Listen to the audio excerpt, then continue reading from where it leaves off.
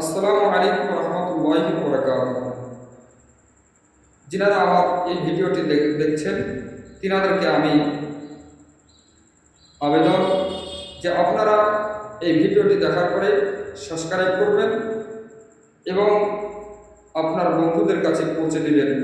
এটা খুব আমল করলে আপনি সমস্ত বিভিন্ন শয়তানের ধোঁকা থেকে, বিভিন্ন খারাপ স্বপ্ন থেকে আপনি রক্ষা পাবেন।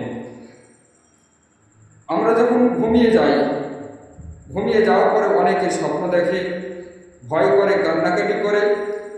তারই জন্য হাদিসে এসেছে যে কেউ যদি স্বপ্ন দেখে থাকে, খারাপ স্বপ্ন দেখার পরে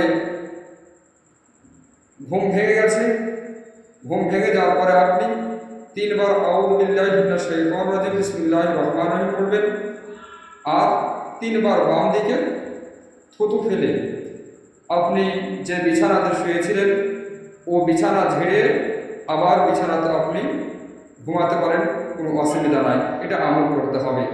আসসালামু আলাইকুম ওয়া রাহমাতুল্লাহি ওয়া বারাকাতুহু।